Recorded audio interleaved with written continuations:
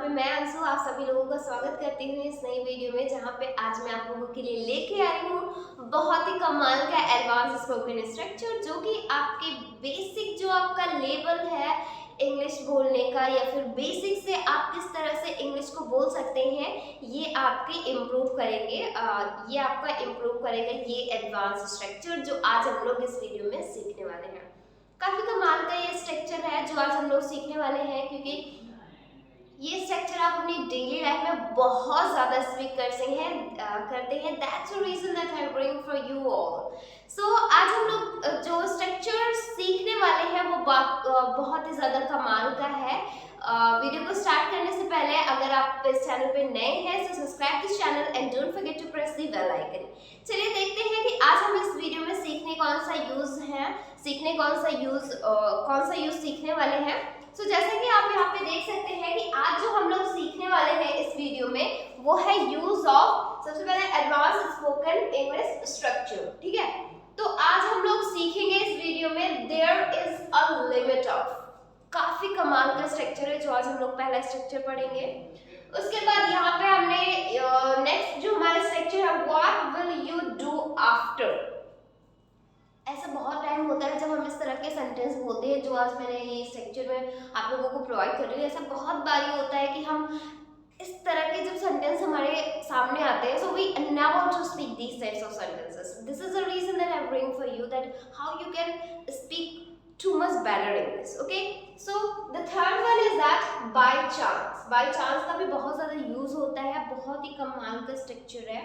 And next है is there any का, is there any भी बहुत ज़्यादा यूज करते हैं। And the third and the fifth one is that together.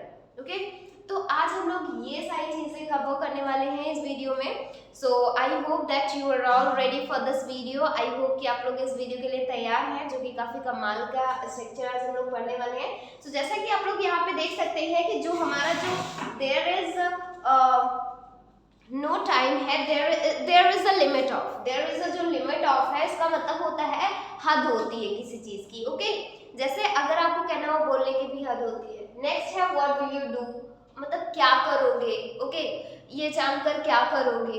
Next है बाय चांस, इत्तेफाक से। ओके, और इज देयर एनी का मतलब होता है यहाँ आसपास। टुगेदर मतलब होता है साथ साथ। ठीक है, तो आज हम लोग ये सारे वीडियोस, ये सारे जो टॉपिक है, जो मैंने स्ट्रक्चर लिखे हैं, तो आज हम इन सारे स्ट्रक्चर को पढ़ने वाले हैं। चलिए पहले स्ट्रक्चर की ओर बढ़ते हैं और देखते हैं। सबसे पहले अगर आपको ये जो हमारा स्ट्रक्चर है, इसको हमें अगर बोलना हुआ सेंटेंस अगर बोलने हुए तो हम किस तरह के सेंटेंस बोलते हैं इस वीडियो में हम सबसे पहले सीखते हैं। Okay, so I just want to write off all these and after that you have to just only focus here that how will you use it. Okay, तो सबसे पहले हमारा जो स्ट्रक्चर है वो है there is a limit of. अब देखिए आपको करना क्या है, there is a limit of. Okay, यहाँ पे है आपका there is a limit of. Okay, अब यहाँ पे आपको करना क्या है, सिंपली यहाँ पे आपको यूज करना है वर्ब की फर्स्ट फॉर्म में ing एंड ऑब्जेक्ट यहाँ पे यूज कर देना। ठीक है, ये आपका बन गया है क्या, आपका हो गया है ये हमारा स्ट्रक्चर। ठीक है, यहाँ पे आपको एक चीज और यूज कर देनी है, यहाँ पे एक चीज और यूज करना है वर्ब के बाद आपको ऑब्जेक्ट नहीं, यहाँ पे आपको टू यूज कर देना है। ठीक है, यहाँ पे आप क्या यूज करेंगे, टू का यहाँ पे हम यूज कर देंगे। Okay, this is the structure to you have to use here. अभी इसका मतलब होता है कि किसी चीज की हद होती है। जैसे सपोज कोई बहुत ज्यादा बोलता है तो आप क्या बोलते हैं, बोलने की भी हद होती है। ओके, मांगने की भी हद होती है, सोचने की भी हद होती है, काम करने की भी हद होती है। ओके, हर चीज की एक हद होती है। ओके, गाली देने की भी एक हद होती है कि आप तो बहुत ज़्यादा करते हैं। जब हम इस तरह से जब भी सेंटेंस स्पीक करते हैं कि किसी चीज़ की हद होती है, तो वहाँ पे हम यूज़ करते हैं। वैसे तो सोचने की कोई हद नहीं होती है, आप जितना चाहे उतना सोच सकते हैं। ठीक है, तो जब भी हम बात करते हैं कोई चीज़ करने की हद होती है तो वहाँ पे हम यूज़ करते हैं there is a limit of. यहाँ पे ing form of verb use करना है, लास्ट में आपको टू का यूज कर देना है, ठीक है। जैसे यहाँ पे हमने एक एग्जांपल लिया, जैसे फॉर एग्जांपल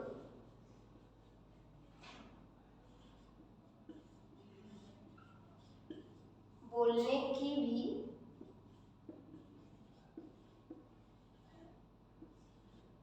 हद होती है, ठीक है, बोलने की भी हद होती है। तो ये हमारा आज का सेंटेंस है कि बोलने की भी हद होती है, ठीक है। अब इसको आप कैसे बोलेंगे?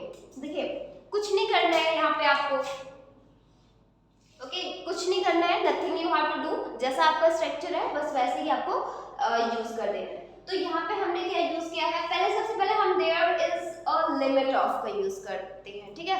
There is a limit of, तो मैंने यहाँ पे यूज किया there is a limit of, there is a limit of। अभी क्या यूज हो रहा है यहाँ पे? काम क्या हो रहा है? वर्ब क्या है? बोलने की, ठीक है। तो बोलने की इंग्लिश क्या होती है? यहाँ पे हम क्या यूज कर देंगे? there is a limit of। अब ing यूज बोलने का तो मतलब होता है स्पीक, तो यहाँ पे हमने लिखा है स्पीक। अभी क्या यूज करनी है? ing speaking. अब क्या यूज कर देंगे लास्ट में? Too, okay. There is a limit of speaking too, okay, बोलने की भी हद होती है, ओके, बोलने की भी हद होती है। तो सिंपली आप इस तरह से यूज इसको कर सकते हैं। नेक्स्ट एग्जांपल देख लेते हैं। सो हमारा अगला जो एग्जांपल है वो है खाने की भी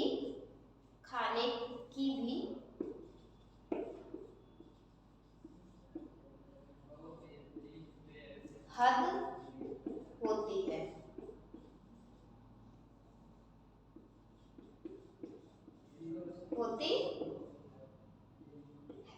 ठीक है। तो यहाँ पे आपको क्या यूज करना है? देखिए, सेंटेंस हमारा क्या है? खाने की भी हद होती है, खाने की भी हद होती है। कुछ लोग क्या करते हैं कि बहुत ज्यादा खा लेते हैं और उनको क्या होता है, वो चीज डाइजेस्ट नहीं होती। तो क्या उनके लिए सेंटेंस क्या बोला जाता है? खाने की भी हद होती है, तुम तो इतना खा लेते हो फिर उसके बाद आप डाइजेस्ट होता नहीं है। तो कैसे बोलेंगे इस सेंटेंस को?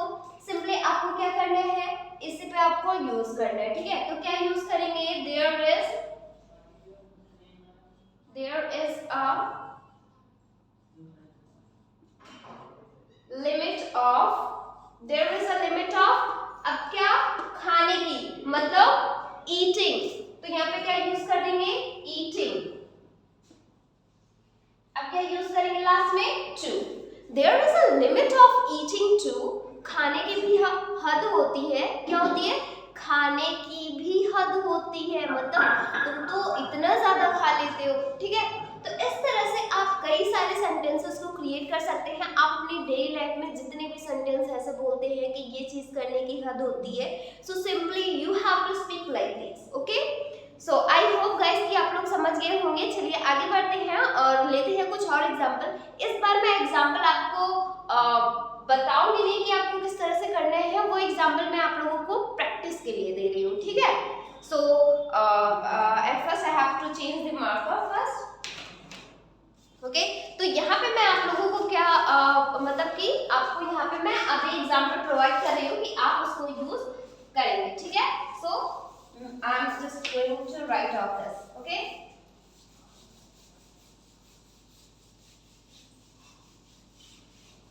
अब यहाँ पे आप लोगों को बताना है कि इस तरह के सेंटेंस को आप इंग्लिश में बोलेंगे कैसे, ठीक है।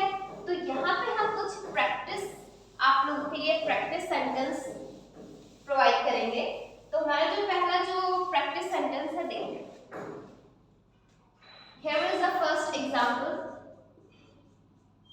देखिए, अगर आपको कहना हुआ सोने की भी हद होती है, मैं आप लोगों के लिए पहले बता दे रही हूँ कि आपको सोने की भी, by the way you have to use like this, की भी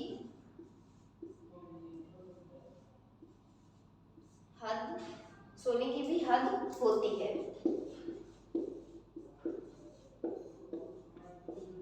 ठीक है। होती है, मतलब कोई तो बहुत ज्यादा सोता है ना, आप ऐसे बहुत सारे इंसान को देखे होंगे जो बहुत ज्यादा सोते हैं, बहुत ही ज्यादा सोते हैं, ठीक है। तो यहाँ पे हम क्या यूज आपके लिए पहला जो प्रैक्टिस सेंटेंस है वो है क्या, सोने की भी हद होती है। ये तो हो गया हमारा पहला, ठीक है। दूसरा क्या है, खेलने की भी हद होती है।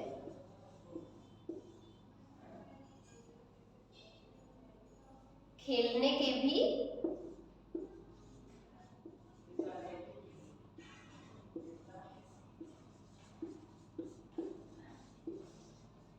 हद होती है,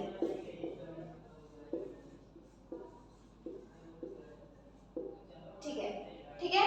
खेलने की भी हद होती है, मतलब कोई बहुत ज्यादा खेलता है, दिन रात खेलता ही रहता है, तो आप क्या बोलेंगे, खेलने की भी हद होती है, ठीक है। नेक्स्ट है यहाँ पे आपका थर्ड जो एग्जाम्पल है आप लोगों के लिए, वो है झूठ बोलने की भी हद होती है। झूठ बोलने की भी हद होती है, ठीक है। झूठ बोलने की भी हद होती है। कोई कोई लोग ना बहुत ज्यादा झूठ बोलते हैं, बहुत ही ज्यादा, मतलब बहुत ज्यादा, तो आप ऐसा यूज कर सकते हैं कि झूठ बोलने की भी हद होती है, तुम इतना झूठ बोलते हो, तो इस तरह से आप इसको यूज कर सकते हैं, ओके। अगला यहाँ पे हम एग्जाम्पल देख लेते हैं, जैसे कि हमारा नेक्स्ट एग्जाम्पल है, फोर्थ है, पढ़ाई करने की भी हद होती है।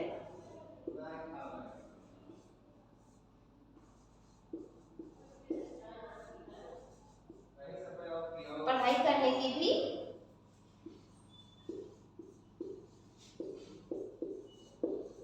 हद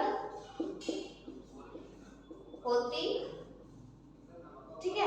पढ़ाई करने की भी हद होती है, पढ़ाई करने की भी हद होती है। जैसे कोई कोई हमेशा बुक्स लेके बैठा रहता है, तो आप ऐसा यूज कर सकते हैं, पढ़ाई करने की भी हद होती है। आप तो इतना ज्यादा पढ़ाई करते हैं that I can not do like this, okay. So यहाँ पे आप इस तरह से यूज कर सकते हैं। नेक्स्ट है आपका फिफ्थ जो एग्जाम्पल है, प्रैक्टिस सेंटेंस है, वो है आप यहाँ पे यूज कर सकते हैं, जैसे अगर आपको कहना हुआ कि घूमने की भी हद होती है, ओके। घूमने की भी हद होती है, ठीक। घूमने की भी हद होती है, घूमने की भी हद होती है, ठीक है। तो जब भी हम इस तरह के हद वाले सेंटेंस को बोलते हैं, तो वहां पे हम यूज करते हैं there is a limit of. तो ये जो एग्जाम्पल है ये आप लोगों के लिए है, तो आप इसे जल्दी से राइट कर लीजिए अपनी नोटबुक में, okay. You have to write it down in your notebook, okay, ताकि आप इसे समझ सके और इसको आप इसमें प्रैक्टिस करके अपनी इंग्लिश को बेटर कर सके, ओके। सो आई होप कि आप लोगों ने लिख लिया होगा इसे। एक बार मैं दोहरा देती हूँ कि आपको इसको इंग्लिश में बनाना है, तो क्या यूज है, सोने की भी हद होती है, खेलने की भी हद होती है, झूठ बोलने की भी हद होती है, एंड नेक्स्ट क्या है, पढ़ाई करने की भी हद होती है, घूमने की भी हद होती है, ठीक है। तो इस तरह से आप बहुत सारे सेंटेंसेस को क्रिएट कर सकते हैं। होप आप लोग समझ गए होंगे। चलिए आगे बढ़ते हैं और देखते हैं आज के हमारे अगले जो है स्ट्रक्चर की ओर, okay. So you have to be ready for this, okay. आपको इसके लिए तैयार रहना है दैट कि आपको इसको क्या करना है, यहाँ पे इसको राइट करना है अपनी नोटबुक में और इसमें प्रैक्टिस करना है, ठीक है। सो मैं इसे मिटा रही हूँ और नेक्स्ट हम स्ट्रक्चर की ओर बढ़ते हैं। नेक्स्ट पढ़ेंगे, आज का हमारा नेक्स्ट स्ट्रक्चर क्या है।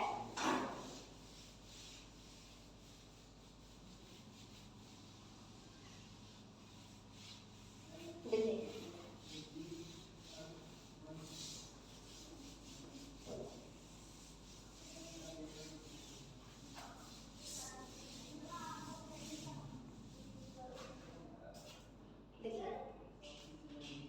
यहाँ पे जो हमारा अगला जो स्ट्रक्चर है वो है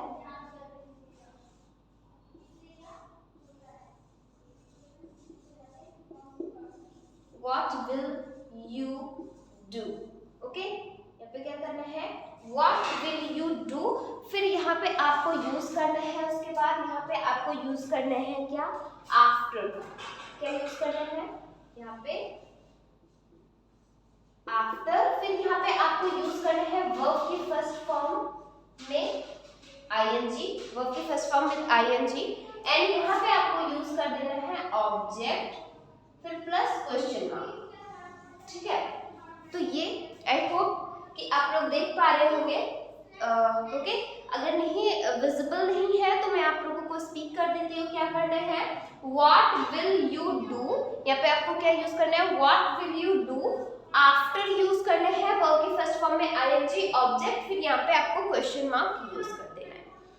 अब इसका मतलब क्या होता है जब हम इस तरह के सेंटेंस को स्पीक करते हैं, क्या करोगे।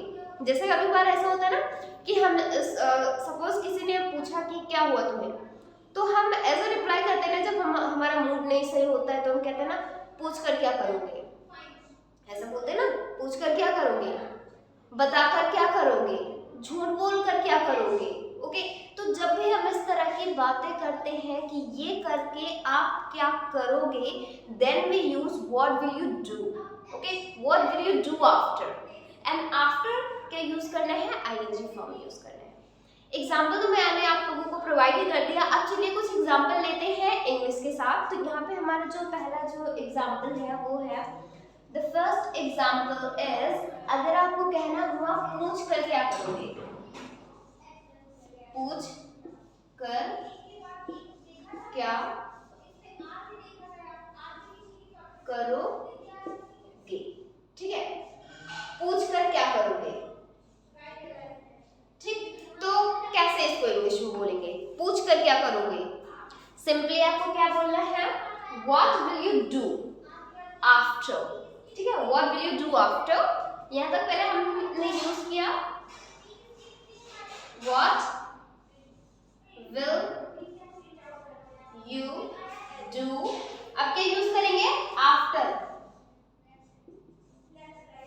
काम क्या हो रहा है, पूछने का, है ना, काम क्या हो रहा है इसमें, पूछने का।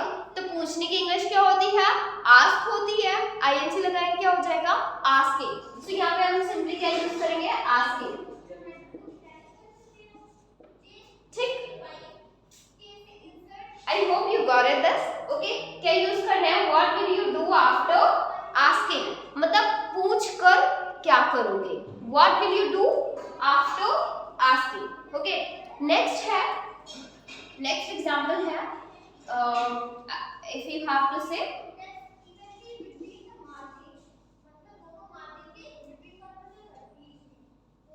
sorry for this,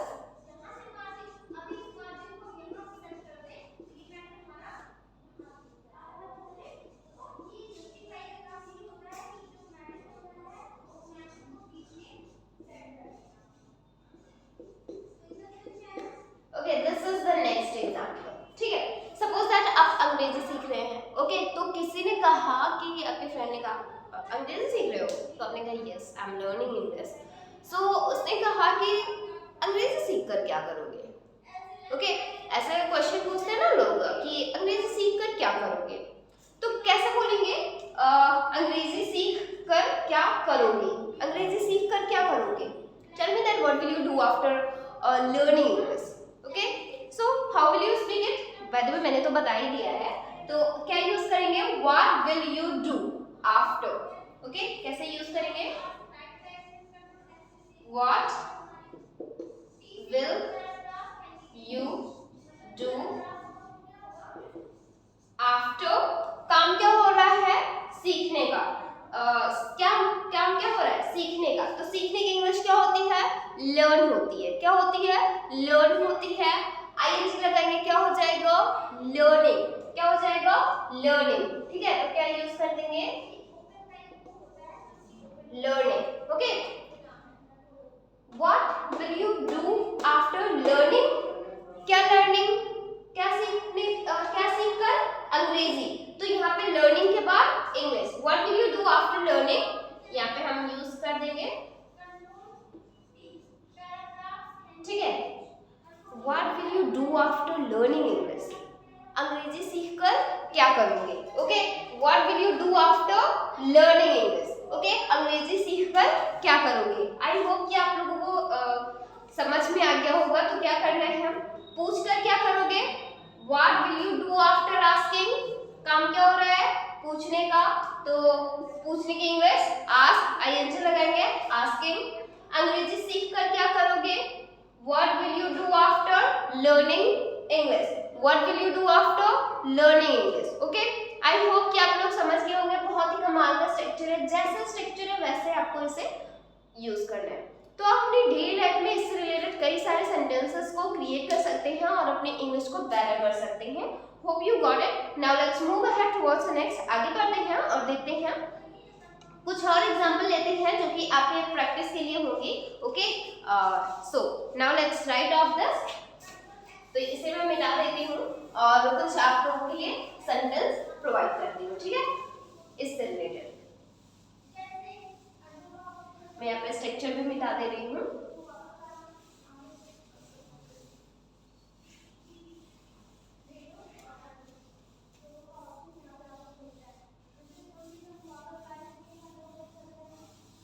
देखिए, तो यहाँ पे कुछ एग्जाम्पल आप सभी लोगों के लिए है।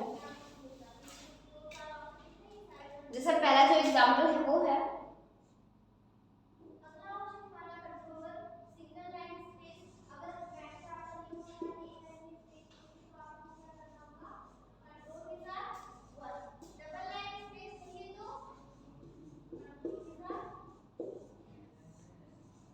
ठीक है, वहां जाकर क्या करोगे? एग्जाम्पल पहला क्या है, वहां जाकर क्या करोगे। नेक्स्ट है,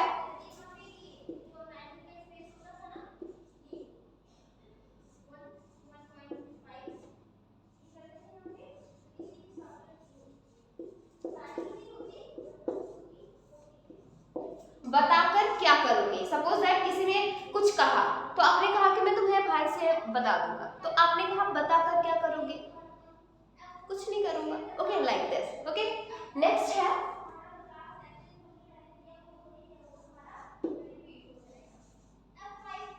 झूठ बोलकर क्या करोगे?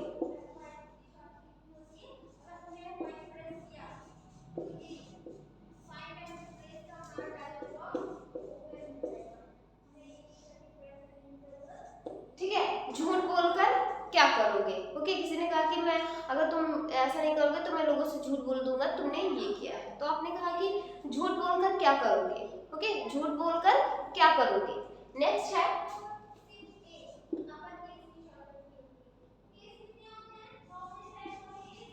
नया फोन खरीद कर क्या करोगे?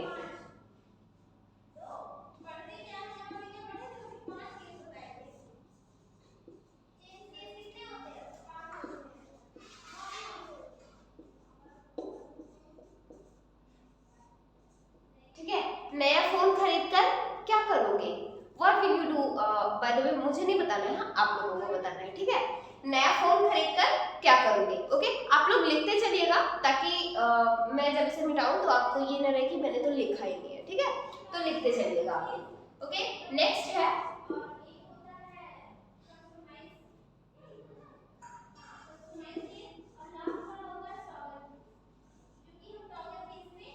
उसे समझा कर क्या करोगे?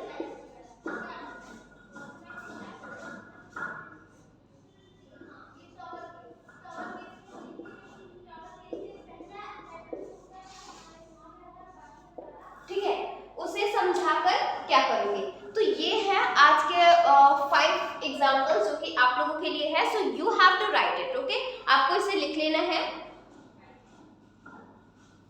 Okay, got it everyone? Hope you got it. तो इसको आपको क्या करना है, इस पे आपको प्रैक्टिस करनी है। इसको आपको इंग्लिश में बनाना है कि कैसे इंग्लिश में इन सारे सेंटेंसेस को क्रिएट करेंगे। ठीक है, I hope you got it. Now let's move ahead, आगे बढ़ते हैं और देखते हैं अगला हमारा जो स्ट्रक्चर है। ठीक है, so I am going to write off this, so I hope that you just got it. चलिए आगे बढ़ते हैं।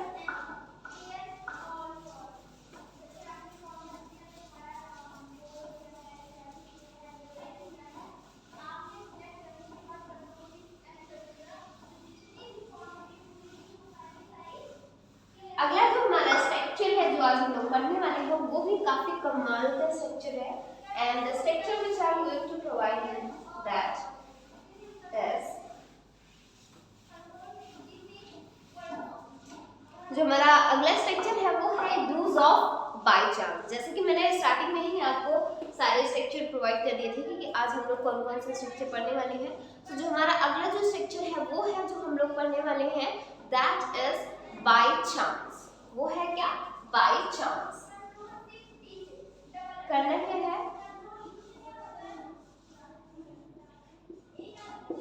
बाय चांस का यूज करना है, फिर यहाँ पे आपको यूज करना है सब्जेक्ट का, यहाँ पे वर्ब की आपको सेकेंड फॉर्म यूज करनी है, फिर यहाँ पे आपको यूज करना है ऑब्जेक्ट का। ठीक है, ये है स्ट्रक्चर। ठीक है, बाय चांस इसका मतलब होता है इत्तेफाक से। क्या होता है? आप लोग सोच रहे होंगे कि कोइंसिडेंस मतलब भी इत्तेफाक होता है। यह ऑब्वियसली करेक्ट है कि कोइंसिडेंस मतलब भी होता है इत्तेफाक से, बट यहाँ पे हम एज अ सेंटेंस स्पीक करने जा रहे हैं, तो यहाँ पे हम क्या यूज करेंगे? बाय चांस का। ठीक है, जैसे आप यूज कर सकते हैं कि इत्तेफाक से मैं फेल हो गया। ओके, इत्तेफाक से मैं फेल हो गया, इत्तेफाक से वो आज मुझे मिली, इत्तेफाक से मैंने ये काम कर दिया, मतलब किया। ठीक है, इत्तेफाक से मेरे मुंह से झूठ निकल गया। तो जब भी हम इस तरह की बातें करते हैं कि कोई काम मुझसे इत्तेफाक से हो गया, तो वहां पे हम यूज करते हैं बाय चांस का। ठीक है, स्ट्रक्चर मैंने आप लोगों को प्रोवाइड कर दिया है कि आपको यूज करना है बाय चांस का, सब्जेक्ट का यूज करना है यहाँ पे। ओके, फिर वर्ब की सेकेंड फॉर्म यूज कर देनी है, फिर ऑब्जेक्ट यूज कर देनी है। आई होप कि आप लोग समझ गए होंगे। तो यहाँ पे चलिए हम लेते हैं कुछ एग्जाम्पल। ठीक है, जैसे पहला जो हमारा एग्जाम्पल है, इत्तेफाक से मैं सो गया। क्या होता है? इत्तेफाक से मैं, इत्तेफाक से मैं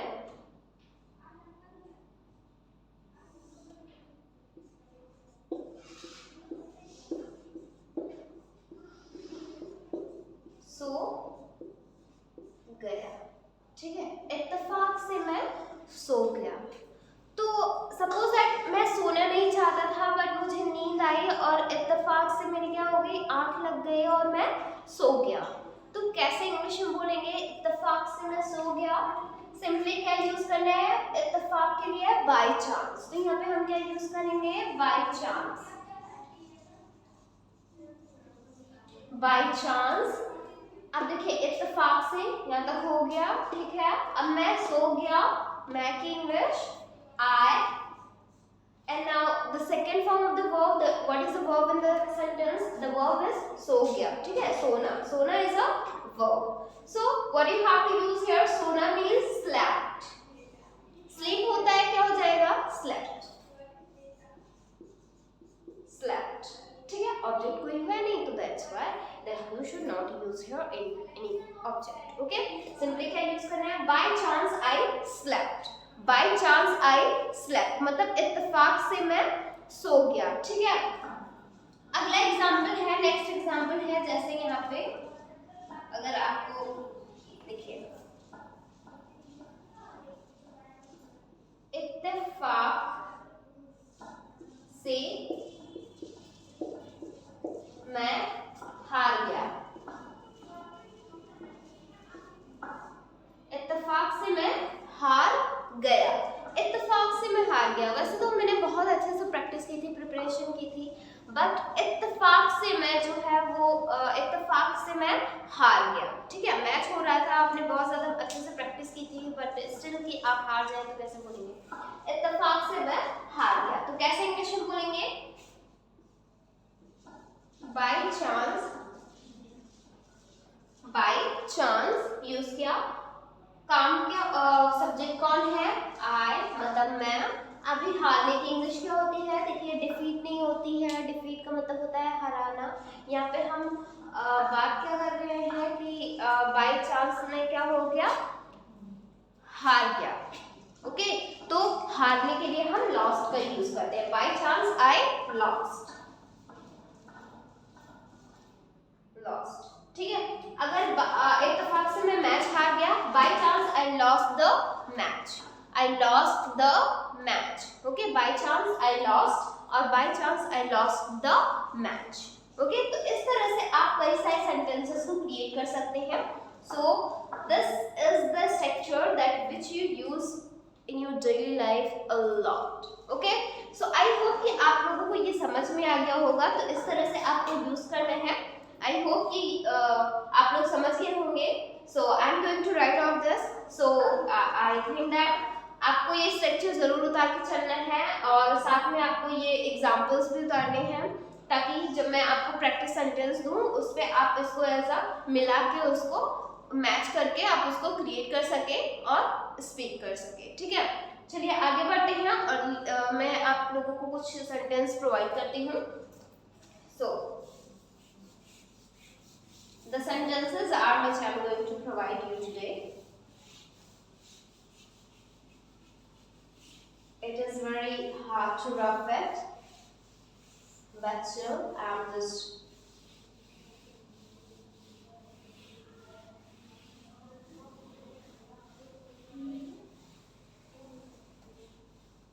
okay. So here is some of the examples. The first example is, first practice sentence is इत्तेफाक से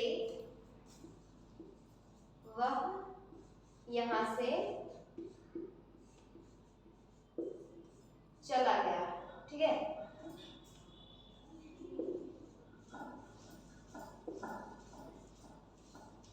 चला गया, ठीक, इत्तेफाक से वो यहाँ से चला गया। नेक्स्ट है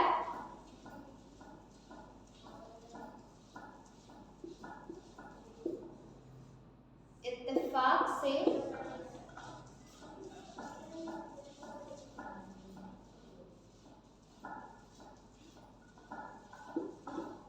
मैंने ऐसा किया,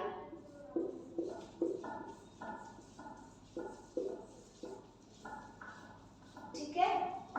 नेक्स्ट एग्जाम्पल है इत्तेफाक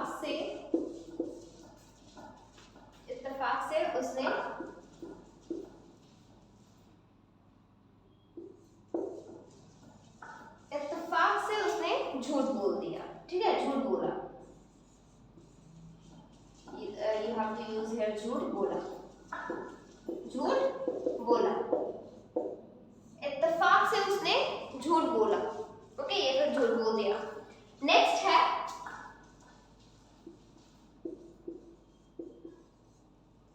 इत्तेफाक से वह घर चला गया,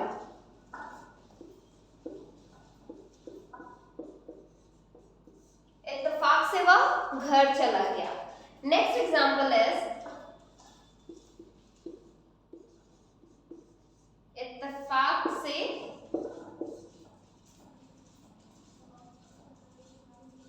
इत्तेफाक से उसने ऐसा किया, उसने ऐसा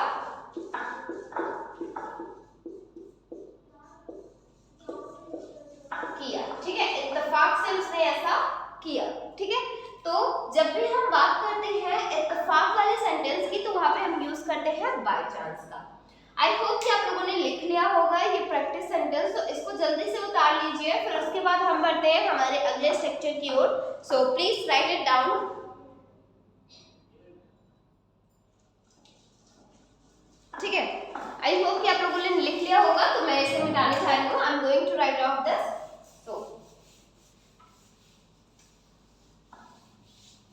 नेक्स्ट है, नेक्स्ट स्ट्रक्चर हम लोग पढ़ने वाले हैं जो वो है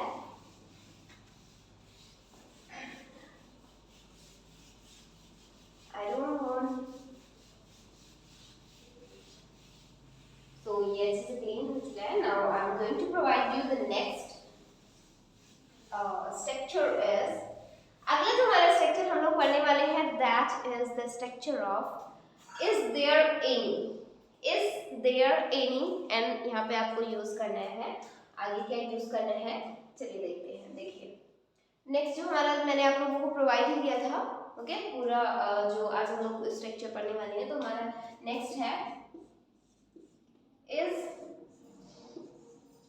देयर एनी प्लस यहाँ पे आपको यूज करना है नाउन, एंड यहाँ पे आपको यूज क्या करना है, यहाँ पे आपको यूज करना है नियर बाई। ओके ये है आपका स्ट्रक्चर, ठीक है। क्या यूज करना है आपको, यहाँ पे इज देयर एनी, यहाँ पे नाउन यूज कर देना है, नियर बाई का यूज करना है, एंड क्वेश्चन मार्क यहाँ पे आपको यूज कर देना है, ठीक है। तो इसका जो सेंस होता है वो होता है आसपास कोई, जैसे आप बोल सकते हैं आसपास कोई हॉस्पिटल है, आसपास कोई होटल है, आसपास कोई स्कूल है, आसपास कोई यूनिवर्सिटी है। तो जब भी हम इस तरह के सेंटेंस के बारे में बात करते हैं कि आसपास ये चीजें हैं, तो वहां पे हम यूज करते हैं नियर बाय का, okay is there any, and यहाँ पे आपको यूज करना है नियर बाय का। तो ये स्ट्रक्चर आप लोग you have to write it down, आपको ये स्ट्रक्चर उतार लेना है।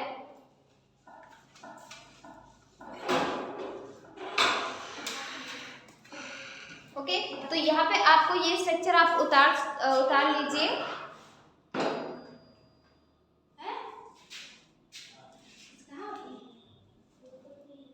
ओके तो यहाँ पे हम लेते हैं कुछ एग्जांपल्स। ओके तो यहाँ पे जो हमारा जो पहला जो एग्जांपल है वो है the first example is that आसपास कोई होटल है। क्या यूज करेंगे यहाँ पे, आसपास कोई होटल है। ओके तो कैसे यूज करेंगे यहाँ पे, अगर आपको स्पीक करना हुआ आसपास कोई होटल है तो सिंपली आप क्या यूज करेंगे,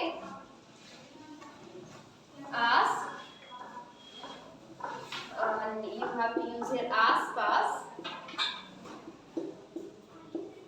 कोई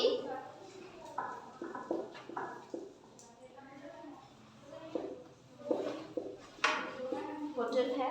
ओके आसपास कोई होटल है, कैसे यूज करेंगे इसको, सिंपली आपको क्या यूज करना है, यहाँ पे आपको यूज करना है is there any hotel. Noun क्या है, होटल का है ना, होटल है, तो सिंपली आपको क्या यूज करना है इज देयर एनी, यहाँ पे हमने यूज किया इज देयर एनी, ठीक है इज देयर एनी। नाउन क्या है होटल, तो यहाँ पे हमने यूज कर दिया होटल। अभी क्या यूज करेंगे लास्टली, नियर बाय। ओके क्या यूज करेंगे, नियर बाय, क्योंकि यहाँ पे हम क्या कर रहे हैं, पूछने का, तो पूछने के लिए हम यहाँ पे क्या इज देयर एनी होटल, अभी क्या यूज करेंगे नियर बाय, तो सिंपली यहाँ पे हमने यूज किया near by and question mark. Okay hope you got it. So now let's take another example। चलिए अगला एग्जाम्पल लेते हैं, and the next example is that अगर आपको कहना हुआ आसपास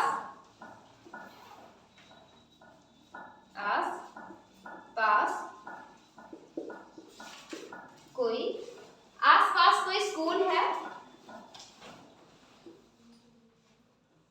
आसपास कोई स्कूल है, so simply what you have to do that यहाँ पे आपको यूज करना है same as is there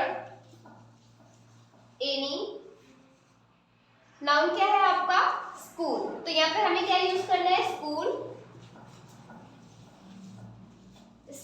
अभी now the next step is that you have to use here nearby। is there any school nearby, तो यहाँ पे हमने यूज कर दिया nearby, ठीक question mark. I hope you got it. So जब भी हम बात करते हैं आसपास कोई चीजें हैं या फिर आसपास किसी भी प्लेस का नाम लेते हैं तो वहां पे हम यूज करते हैं ये स्ट्रक्चर, और इस तरह से हम इन सारे एग्जांपल्स को क्रिएट कर सकते हैं। आई होप कि आप लोग समझ गए होंगे। So now I am going to write off this, इसको आप जरूर लिख लीजिए, और इस पे अभी मैं आप लोगों को प्रैक्टिस सेंटेंस भी प्रोवाइड करने वाली हूँ। So the practice sentence is, I hope that you are all got it this. So next आपको एग्जाम्पल कुछ यहाँ पे प्रैक्टिस सेंटेंस है आप लोगों के लिए। तो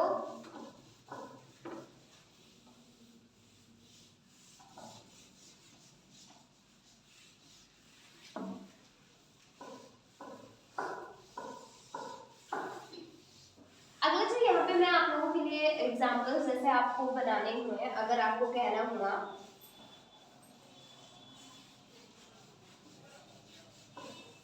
इफ यू हैव टू से, अगर आपको कहना हुआ आसपास कोई मेडिकल स्टोर है, ओके मैं आप लोगों को एग्जाम्पल प्रैक्टिस सेंटेंस प्रोवाइड कर रही हूँ।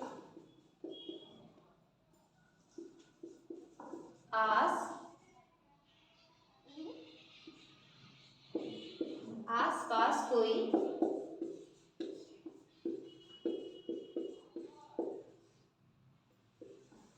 मेडिकल स्टोर है,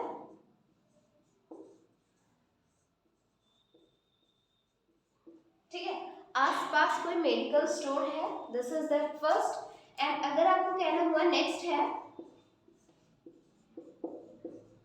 आसपास कोई कॉलेज है,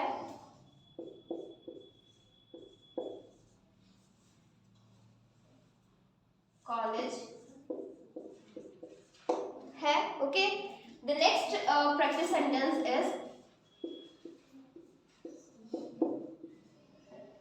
आसपास कोई गांव है,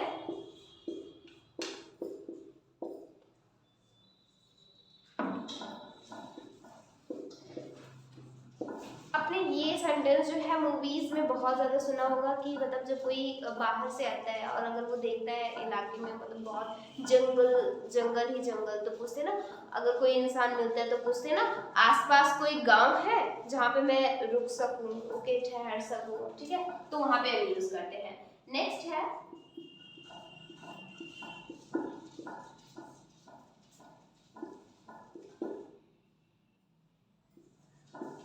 आसपास कोई, यहाँ पे आप यूज कर सकते हैं आसपास कोई हॉस्पिटल है या फिर डॉक्टर है, ओके, आसपास कोई डॉक्टर है। सो how will you speak it? देखिए अब डॉक्टर, जैसे कि सपोज आप बीमार हो गए, सो यहाँ पे आप ऐसा यूज कर सकते हैं कि आसपास कोई डॉक्टर है, मुझे फीवर हुआ या फिर मुझे कोई भी इलनेस है, so simply that you can speak here that आसपास कोई डॉक्टर है। तो इस तरह से आप कई सारे सेंटेंसेस को क्रिएट कर सकते हैं। Bye the way the next is that आसपास कोई बाजार है,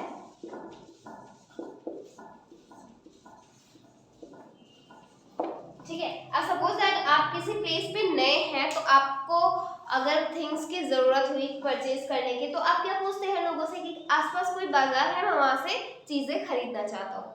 तो ये रहा आपका प्रैक्टिस सेंटेंस जिसको आपको क्रिएट करना है इंग्लिश में, and I hope that you got it. So इसको आप लिख लीजिए अच्छे से। And now let's move ahead, आगे बढ़ते हैं और देखते हैं आज का हमारा अगला स्ट्रक्चर। आई होप कि आप लोगों को ये समझ में आ गया होगा। तो ये रहा आप लोगों के लिए प्रैक्टिस, और इस पे आप लोगों को क्या करना है, इसको आपको क्रिएट करना है। I hope you got it. Now let's move ahead towards next. So यहाँ पे हम बढ़ते हैं हमारे अगले जो है स्ट्रक्चर की ओर, एंड देखते हैं आज का हमारा अगला स्ट्रक्चर, ओके।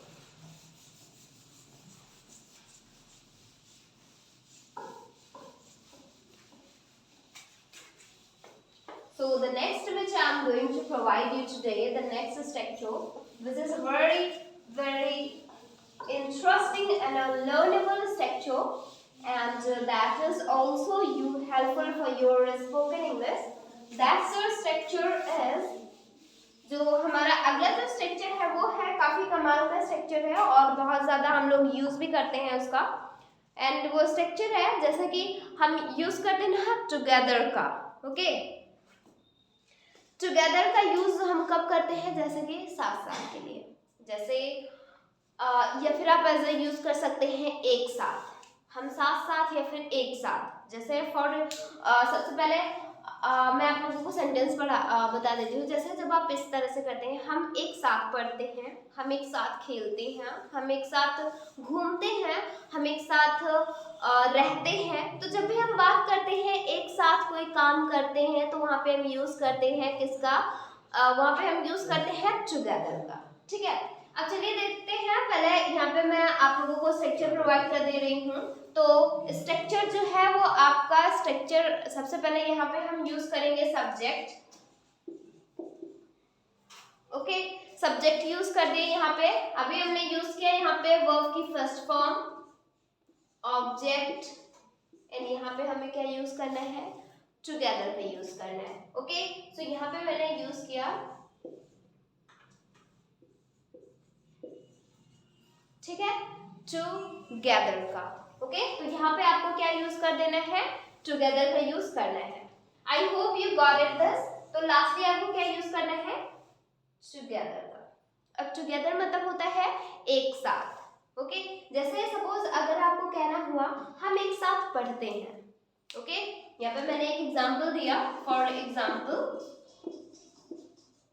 हम एक साथ पढ़ते हैं, ओके। हम एक साथ पढ़ते हैं। Simply how will you speak it, देखिए सब्जेक्ट, सबसे पहले आपको यूज करना है सब्जेक्ट, वर्ब की फर्स्ट फॉर्म ऑब्जेक्ट टुगेदर, ठीक है। तो क्या यूज करना है, सब्जेक्ट। सब्जेक्ट इसमें कौन साथ पढ़ता है, हम साथ पढ़ते हैं, you know very well. Subject is that हम, तो हम की इंग्लिश होती है वी, तो यहाँ पे हमने यूज किया वी। काम क्या हो रहा है, पढ़ने का, तो पढ़ने की जो इंग्लिश होती है वो होती है study,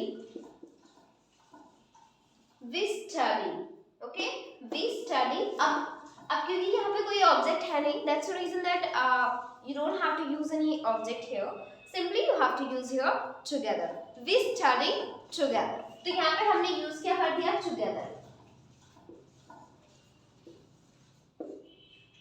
we study together, okay. हम एक साथ पढ़ते हैं, ठीक है। नेक्स्ट एग्जांपल है,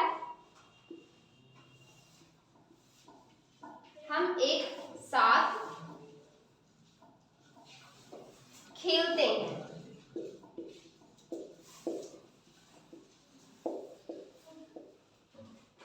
खेलते हैं, हम एक साथ खेलते हैं। How will you speak it, हम एक साथ खेलते हैं। सो सिंपली हम एक साथ खेलते हैं, तो यहाँ पे हम क्या यूज करेंगे,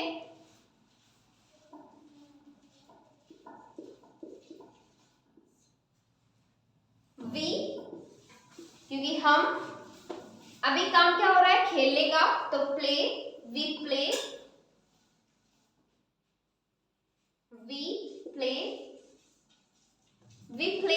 अब क्या, टुगेदर, हम एक साथ कहते हैं वी प्ले टुगेदर। इसमें भी कोई ऑब्जेक्ट नहीं है, that's reason that you don't have to use here, okay. So we play, अभी क्या, together,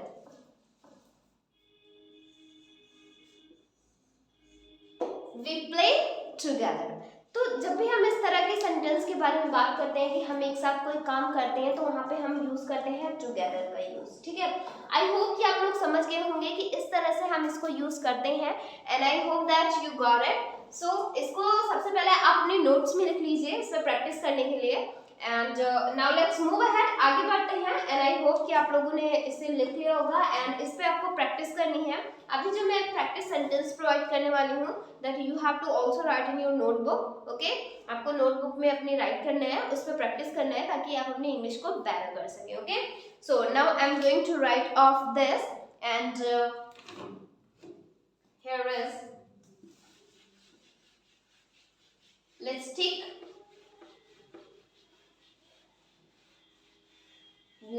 some examples, practice sentence, this is very important for you all, जो कि आप लोगों के लिए बहुत ज़्यादा important है प्रैक्टिस करने के लिए। सो यहाँ पे कुछ एग्जाम्पल मैं आप लोगों को प्रोवाइड कर देती हूँ, Okay.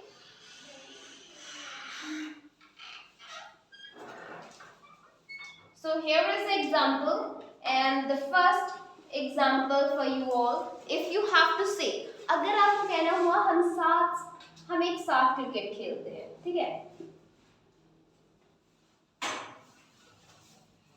वे दोनों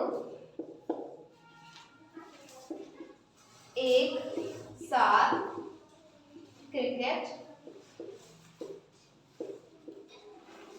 खेलते हैं,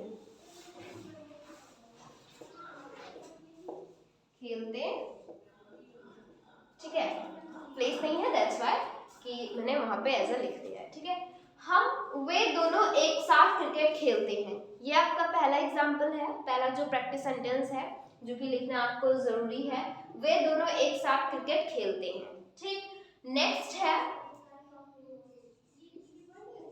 हम एक साथ घर जाते हैं,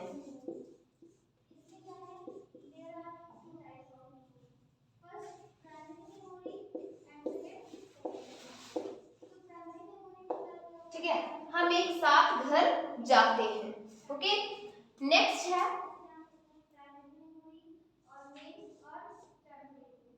वे एक साथ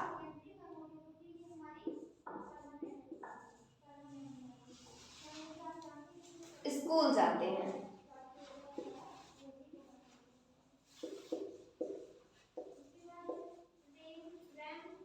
ठीक, वे एक साथ स्कूल जाते हैं।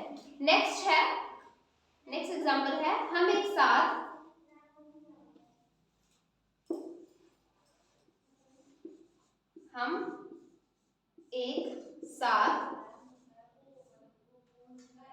टीवी देखते हैं,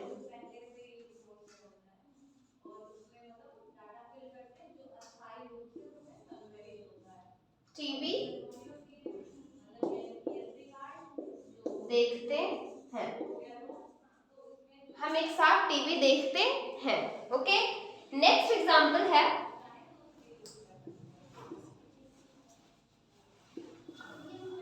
हम